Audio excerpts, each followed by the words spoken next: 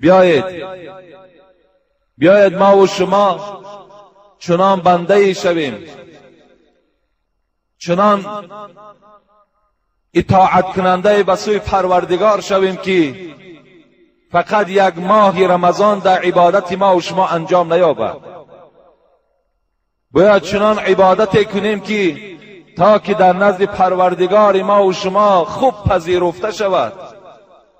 امروز عید خواندیم، با همین تمام اعمال خیر ما پوشانیدیم تا سال دیگر. آیا همین بندگی است؟ این بندگی نیست. فردا جمعه می آید.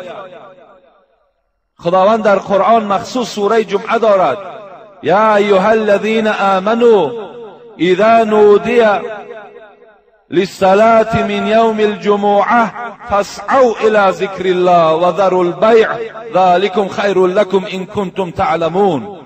خداوند میگوید فردا روز جمعه می شود و مؤذن اذان می دهد، فریاد می زند: حی علی الصلاة، حی علی الفلاح.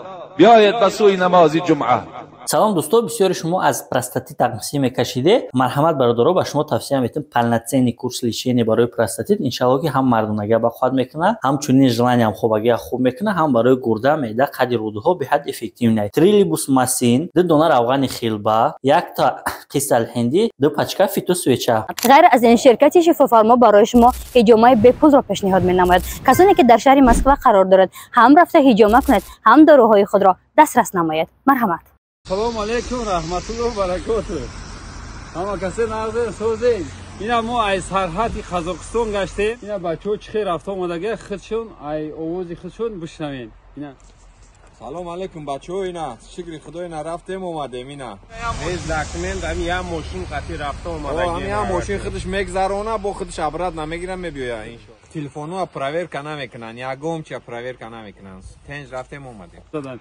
راه در 2 جوده من کردن، در داکمنتوشو ندیدن. ما ماشه خود معامله کردم. محمود به داکمنت بدیا؟ شام قبض داکمنت واقعی نکرده بودم. اینا همین کرد، رفتم اومدم بیس پرابلم هم یه ماشین قطعی داکمنت اینا میگراسیون که پیچت هم ماشین آورد.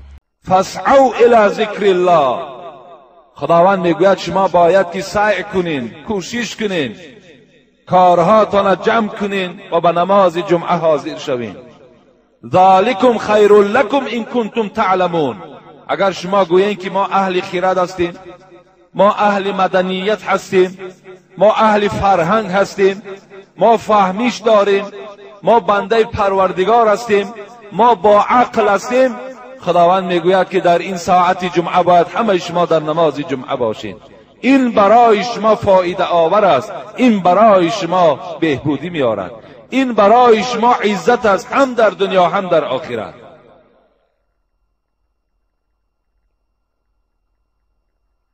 من ترک جمعة 3 مرات تهاونا تبع الله على قلبه. پیغمبر خدا گفتند ای امتان من، اگر از روی تنبلی، یعنی همه شرایط برای شما مهیا هست، لیکن شما از روی تهاونا تنبلی می شود، از روی تنبلی اگر 3 جمعه اگر اشتراک نکردین، تبع الله علی قلبی، یقین دانین که خداوند در بالای دل شما مهر سیاه میزند تا آخر دیگر تو ایمان به سلامت بردن نمیتونی. یک مهر سیاه در بالای دل شما زده می شود. دل شما روز به روز سیاهیش انکشاف می یابد و شما از خدا و پیغمبرتان دور میشین. اگر 3 جمعه را شما تهاونا از روی تنبلی اگر ترک کنید، بهترین روز حضرت عبدالله ابن عباس خبر دادند که این روز جمعه هست. دوام دادن حضرت: ای عبدالله، بهترین ماه کدام ماه هست؟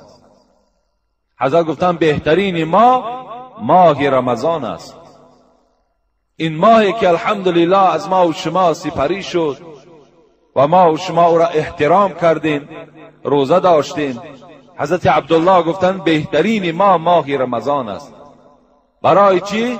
شهر رمضان انزل فیه القرآن. این ماه را یک فضیلت دیگرش همین است، بازم آن که مغفرت گناه بنده می شود. قرآن هدایتگر عالمیان. نقش قرآن چون در این عالم نشست، نقشهای کاهین و پاپا شکست.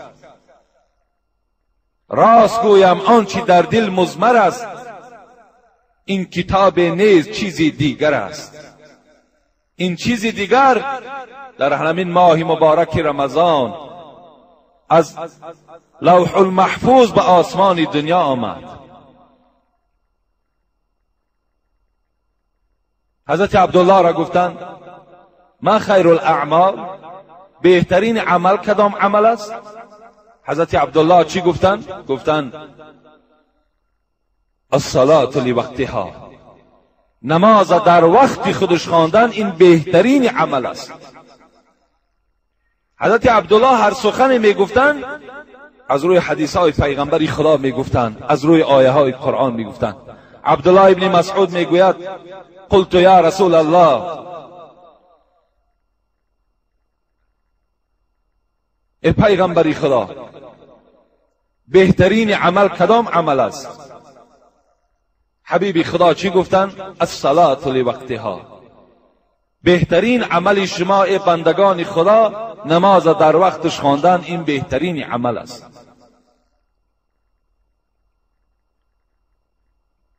باز سخن خدا تکرار میکنم که کار کنین نماز تانم در همین ماه مبارک موقت نباشد. کار کنین که نمازهای شما دائمی باشد. ارایتم لو ان نهرا في باب احدكم يغتسل منه كل يوم 5 مرات هل يبقى من درنه شيء؟ قالوا لا يا رسول الله لا يبقى من درنه شيء.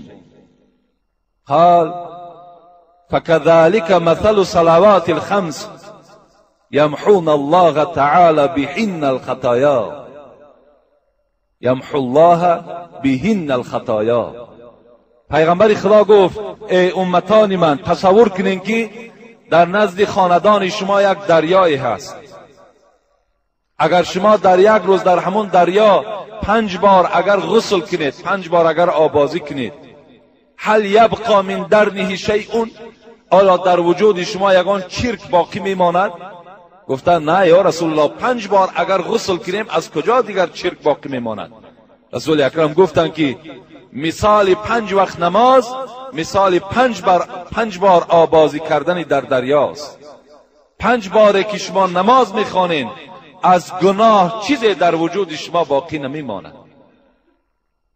بهترین عمل است، زیرا که وای مبارزه میبرد با گناه، مبارزه میبرد با خطاهای ما و شما که از بین اونها را دور میکنه. رسول اکرم میگوید مروا اولادکم بالصلاة و هم ابناء 7 سنین واضربوهم و هم ابناء 10 وفرقوا بینهم فی المضاجع.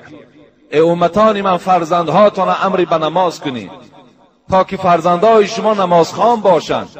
7 ساله شدن امر به نماز کنید، 10 ساله شد نماز نخوان، شما آنها را زرد کنید، آنها را آداب دهید. امروز کم است آن بندگانی که با فرزندهای خود امر کنند که نماز خوانند.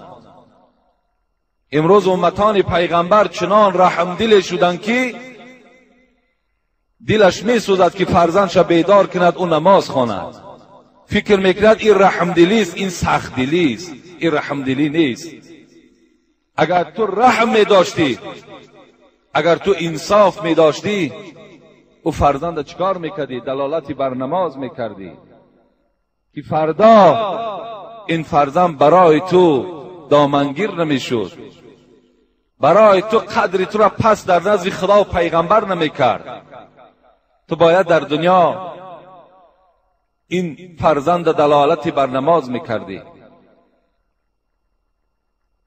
در یک محله ما موعظه کردیم، شرط نیست بردن نام محله. وقتی این حدیث پیغمبر من تحلیل کردم، یک مرد گفت من یک فرزند دارم در پایتخت کار میکند. یک بار دو بار گفتمش، به طرف من گشت گفت اگر یک بار دیگر در همین بابت مرا سختگیری میکنی، من دیگر به تو حق نمیتم، من خاندان تو را دیگر تأمین نمیکنم. این پدر به سوی من میگوید که باز اگر من سختگیری در نماز فرزندم کنم، شاید که دیگر رزق روزی مرا ندهد. از این خاطر گو من دیگر باز ایستادم، از همین سخن فرزندم ترسیدم. ما هم با این جوانی خود نگاه نکرده، اگرچه کلانسال هم که بودن، گفتی مولوی جنونی کلانسالی ندارد اعتباری، کلان عقلی بود مقبولی باری. ما گفتیم تو از نرساندن رزق ترسیدی، از فرزند ترسیدی، لیکن از پیغمبر و از خدا نترسیدی. آیا تو فکر کردی که رزق در دست هم فرزند توست؟ آیا نمیدانی که اون برکتی که اون فرزند یافته است، اون پول و مالی که او امروز صاحب شده است، همش برکتی توست، همش اون دعایی که تو در حق او میکنی، از این خاطر وی صاحب این دولت و سهولت شده است. آیا وی نمیداند اینا؟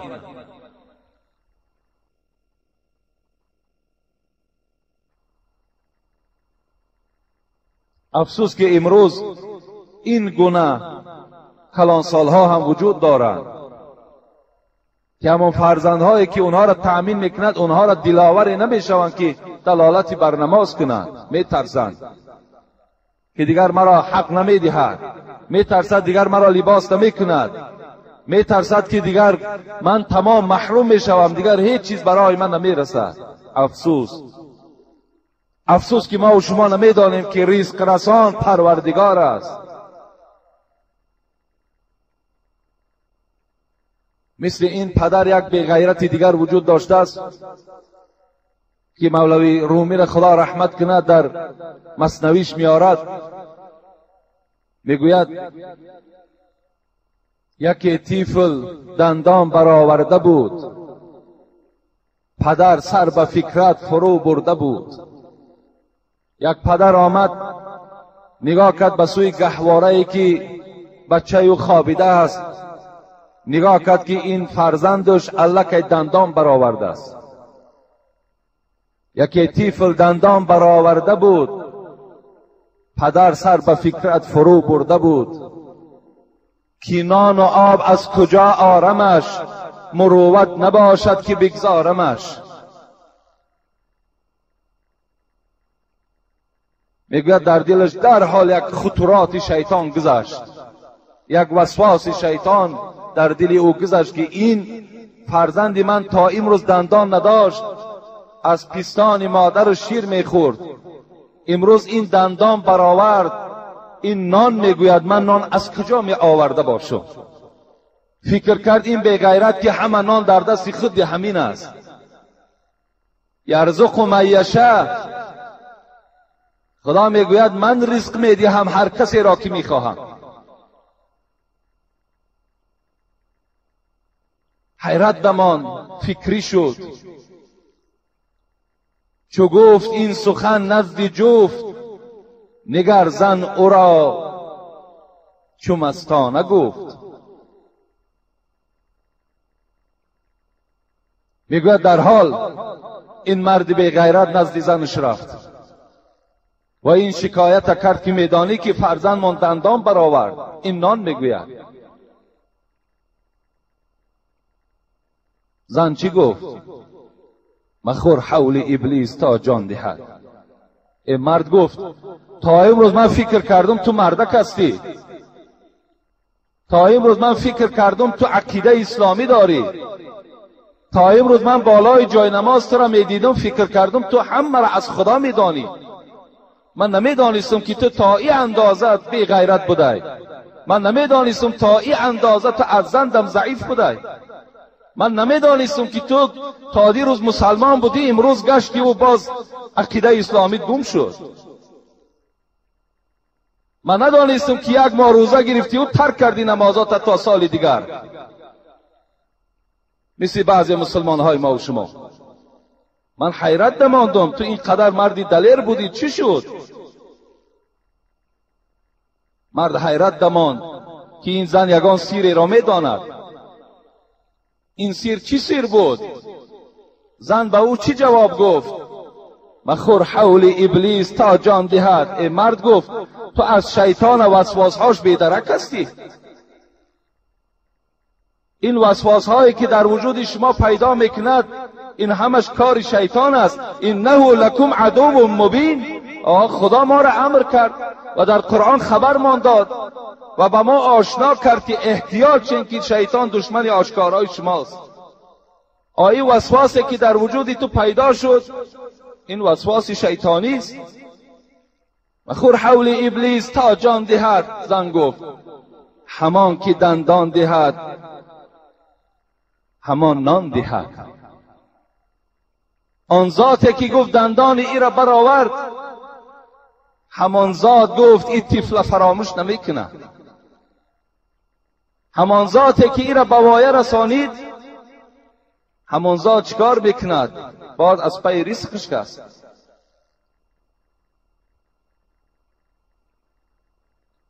این گونه پدرها و مادرهایی داریم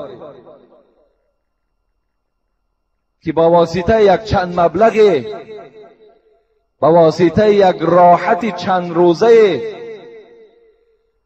دلاور نمی شود که فرزندش امر بر نماز کند.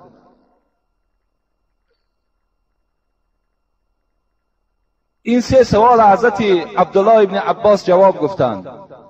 بعد از این 3 روز گذشت. این سوال دهنده ها نزد حضرت علی آمدند، داماد پیغمبر.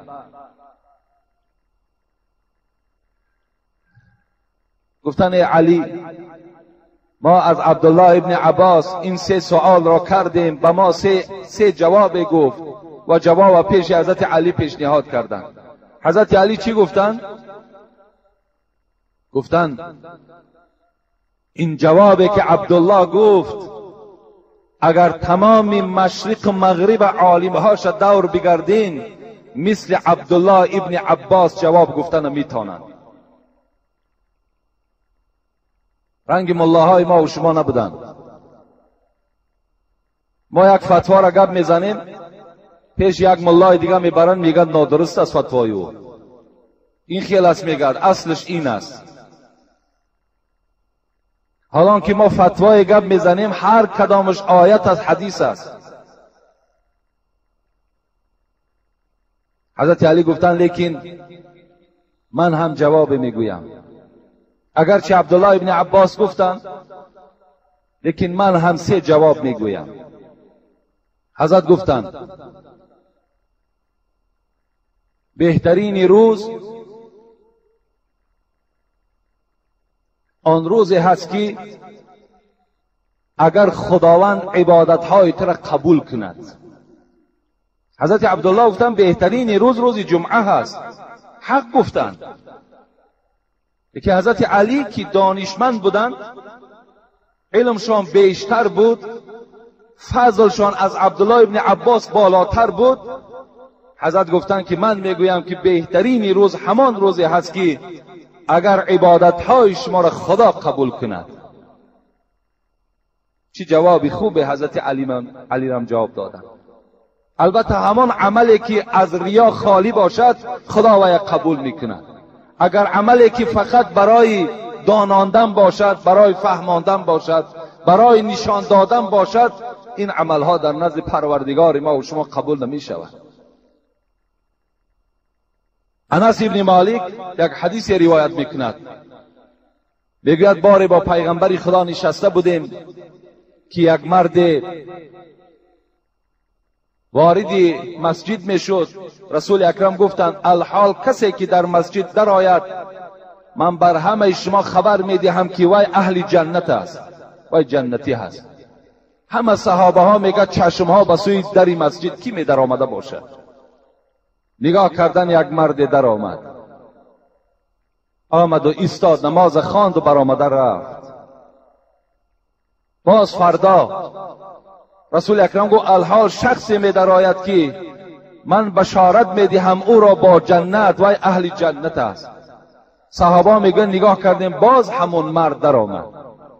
سوم روزم این گونه 3 روز پیغمبری خدا بشارتی به جنت دادن، همون نفر می در آمد. عبدالله ابن عمرو میگوید من در حیرت ماندم و دوست داشتم که من هم اهل جنت باشم و در حال نزد این مرد رفتم. گفتم ای مرد خدا، من با پدر خود کمی جنجال شدیم و من سوگند خوردم در نزد پدرم که 3 روز جانب خانه تو نمی آیم. آیا ای دوستی خدا مرا در خانه خود راه نمی دهی؟ گفت مرحمت همراه من باش. عبدالله ابن عمرو میگوید 3 روز من در خانه این مردی که پیغمبر بشارتی به جنتش داد در خانه این خواب کردم. هیچ عملی را از اون ندیدم که مرا در حیرت بیارد. مثل من گفت 5 وقت نمازی با جماعت میخوان و شب تهجد میخوان، دیگر خواب میکرد، دیگر به کار زندگیش وابسته بود، هیچ عبادتهای زیادی نداشت، هیچ ذکرهای زیادی نداشت. فقط همین شب که در بالش سرش میماند الله اکبر میگفت، لا حول ولا قوت الا بالله العلی العظیم خواب میکرد. که عبدالله ابن عمرو میگوید عبادتهای من از عبادتهای او زیاد بود. وقتی 3 روز گذشت من گفتم ای دوستی خدا، 3 باری که تو وارد مسجد شدی پیغمبر تو را به جنت بشارت داد، من با پدر خود جنجال نکرده بودم و سوگند هم نخورده بودم، فقط برای آن که فهمم که تو باعث چه عمل از اهل جنت شدی من 3 روز تو را پرسپاس کردم، جستجو کردم، لیکن از تو هیچ عملی ندیدم که مرا در حیرت بیارد. گفتن من یک آدم عادی هستم، هیچ عملی زیادم ندارم. عبدالله ابن عمرو میگوید گفتم این گونه که باشد پناه شما به خدا، و میگد از خانهش خواستم بیرون شوم، میگد فریاد زد مرا، گفت نزد من بیا. آمدم، گفت میدانی که با کدام عمل من در نزد پروردگار خود قدر و قیمت یافتم؟ میدانی که با کدام سبب پیغمبر خدا مرا بشارتی به جنت دادند؟ گفتن انا همینش برای من لازم بود. گفته دوستی خدا یقین دان که هر عملی که من میکنم برای خودنمایی و برای نشان دادن مردم نمیکنم. راست از خانه میبرایم، به خدا قسم فقط از برای خدا مسجد میآیم، از برای خدا نماز میخوانم، از برای خدا روزه میگیرم، از برای خدا خیر احسان میکنم، همش از برای خداست. و دیگر عملی که من در دل دارم این است که هر برادری من اگر با دولت شود، هر برادری من اگر بهترین خانه ها را اگر آماده کنند، من در دلم حسد ندارم. این 2 عمل گفت مرا از اهل جنت گردانی، از اهل جنت گردانی. چی خوش می شود که امروز عملهای ما و شما هم خالی از ریا باشد، برای نشان دادن نباشد. همین برادرانی که امروز 1 ماه عبادت کردند، بعد 1 ماه ترک میکنن میرون، همین عملهای همینا گواهی نمیدهد که اینا از برای خدا نبوده است. آیا عبادت بعد رمضان از فرض نیست؟ آیا لازم نیست؟ و دیگر عملی که این دوستی خدا داشته است خالی از حسد بوده است. امروز چی شد این مردم ما و شما را که برای یک برادر مؤمن مان که اگر ذره پیشرفت کند در حال بخل و بخیلی و حسد وجود ما و شما را فرا میگیرد.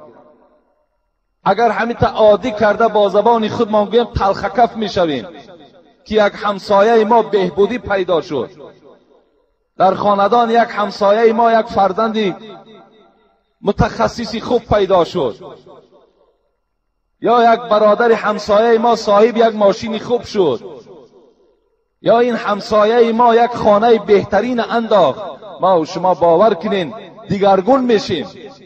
حالا که تو نمیدانی، تعز من تشاء و تذل من تشاء. خداوند گفته ایستاد است من عزت میتم هر کسی را میخوام، خار میکنم هر کسی را که میخوام. همش در نزد من است. عزت دادن از من است، خار کردنم از من است. حسد کجا میبری؟ بخیلی را کجا پیشه میبری؟ تا جای شکر کنی، تا جای در حقش دعا کنی که خدا انصاف او را زیاد کند، توفیق او را زیاد کند، تا که خداوند او را چنان مرد دلیر گرداند که در همون محله خدمتگار اون محله شود. این دعاهای خیر ماندگی ما و شما باشیم. در حسد و در بخل چنگ میزنیم که این حسد و این بخل و این عملهایی که به مردم نشان میدهیم اینا حسنات ما را میخورند، نابود میکنند. بهترین روز همان روزی بود است که اگر خداوند عملهای ما را قبول گرداند. کدام عمل قبول میکرده است؟ همون عملی که خاص از برای پروردگار باشد. خدا رحمت کند صوفی الله را، به نهایت صوفی خوب بودند، عالم بودند. میگوید دل جدا زبان جدا باشد، او کجا طاعت خدا باشد. ما و شما را درس میدهد دل جدا زبان جدا باشد، او کجا طاعت خدا باشد. در زبانت مسلمان کاملی، در زبانت از روی زبانت از روی سر و فرمه‌ای که پوشیده همه بیند میگد از این آدم مسلمان و کامل وجود ندارد. لیکن باطن دیگر چیز میخواهد، زبان دیگر چیز میخواهد. دل جدا زبان جدا باشد، او کجا طاعت خدا باشد. جسم در خانقاه و دل در سیر، این چنین بندگی چی خط و چی خبر. جسم در بالای جای نماز است و دل در دیگر موضع ها دور زده ایستاده است. این چگونه نماز است میگد، این چگونه عبادت است. دست در سبحه زبان در یاد، دل در انجام دنیوی فریاد. در دست تسبیح داری، در زبانت ذکر داری، الله اکبر سبحان الله، لیکن این دنیا فقط این دل طلب دنیا دارد. در این دل فقط و فقط زینت‌های دنیایی چرخ میزند. حضرت باز میگوید ظاهرا خود حرقه پوشی ها، ظاهر تا نگاه کنن از مولوی و از یگان ملا و یا که ایشان هیچ فرقی نداری. ظاهرا خود حرقه پوشی ها، باطنا خود مکر و فریبی ها. درون پر از مکر است، پر از فریب است. حضرت در آخر برای این گونه طایفه ها چی گفتند؟ این چی طاعت چی بندگی باشد. ای انسانی که زبان تو با دل تو برابر نیست، این چی طاعت چی بندگی باشد.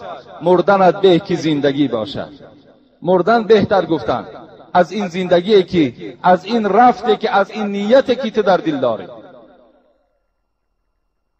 بهترین عمل همون عملی بود است که خالی از ریا باشد و او مقبول پروردگار می شود.